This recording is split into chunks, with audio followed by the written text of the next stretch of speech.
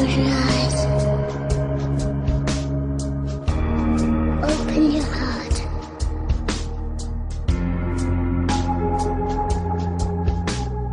Find me.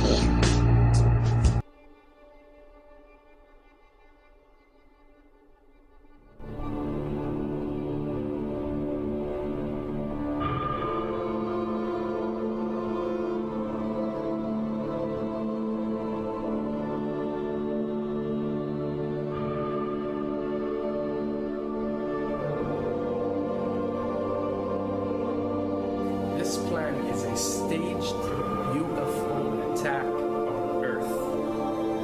We have been preconditioned by all the media for the past couple of decades to slowly but surely start accepting the existence of aliens and UFOs.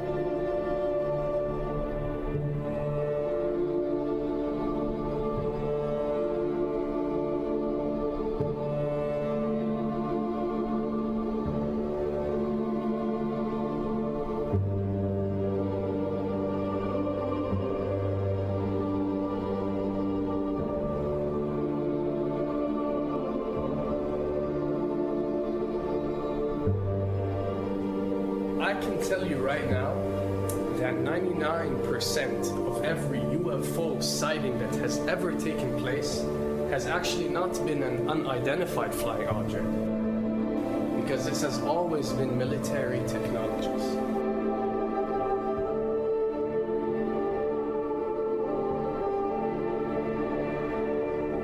Another thing I'd like to point out is surveys and questionnaires. You know, we get surveys and questionnaires all the time, sent out by the state or by the government or by our rulers and our officials and so on and so forth. Do you really think that these ruling powers care about what you think? Do you really think that they're waiting to ask you and receive your answer before making a decision?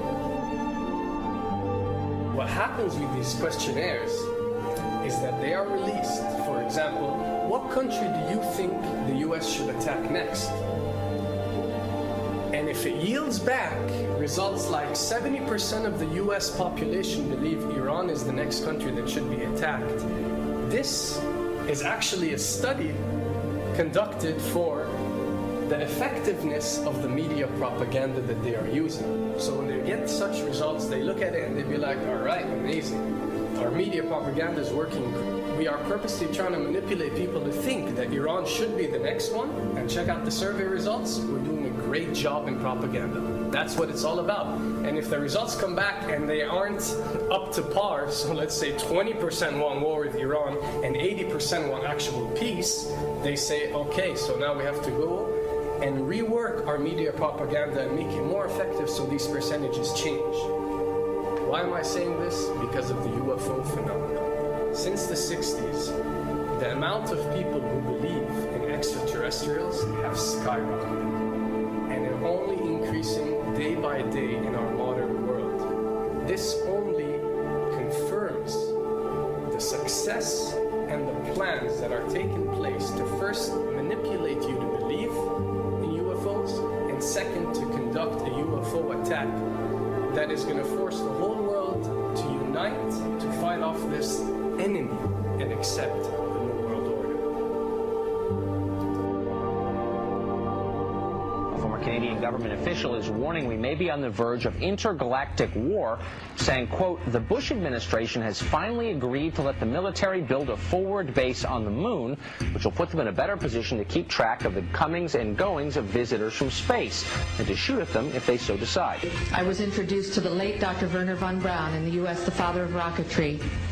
In my first meeting with him, during that first 3.5 hours, he said to me, Carol, you will stop the weaponization of space, because there is a lie being told to everyone that the weaponization of space is now first being based upon the evil empire, the Russians.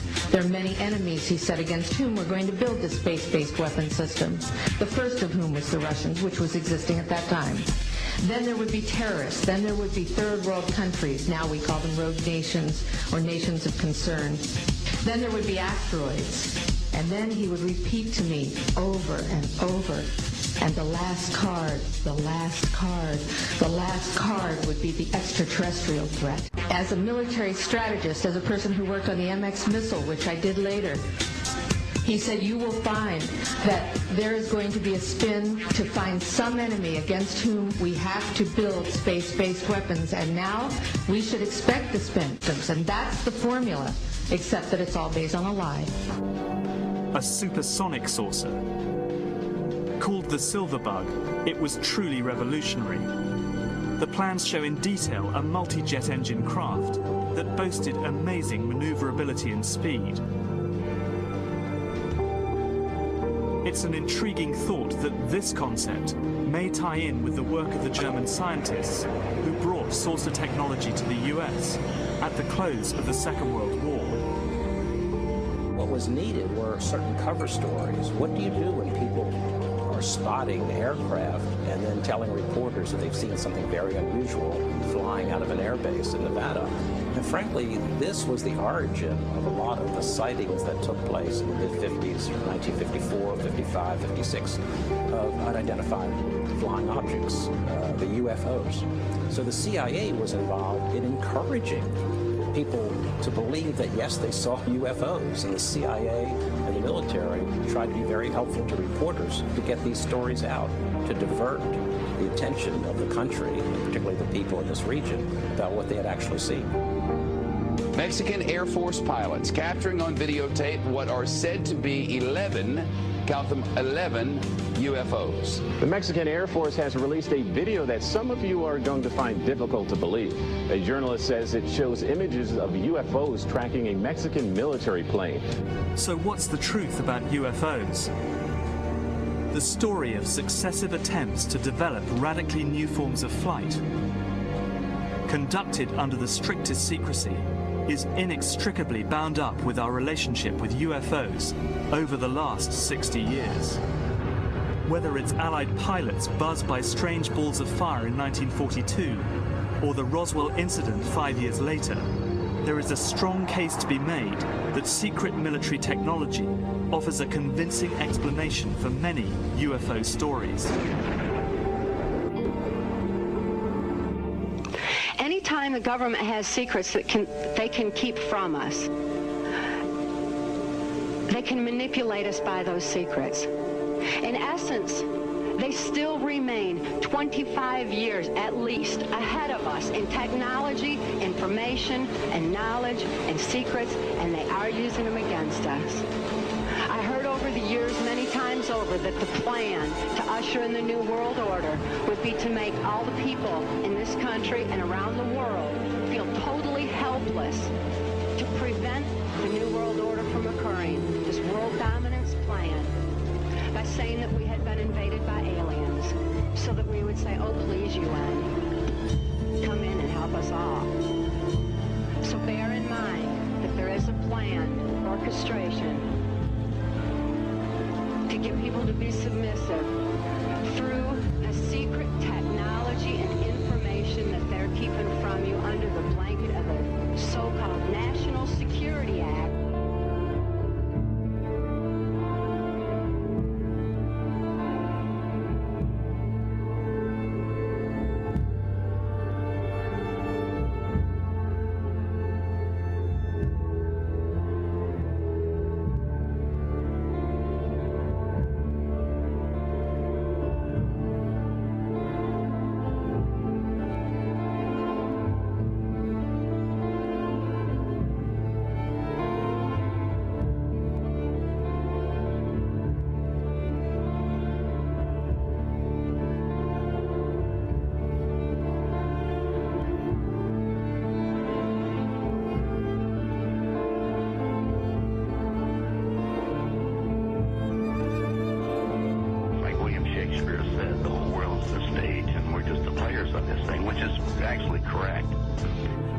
Perhaps we need some outside universal threat to make us recognize this common bound. I occasionally think how quickly our differences worldwide would vanish if we were facing an alien threat from outside this world.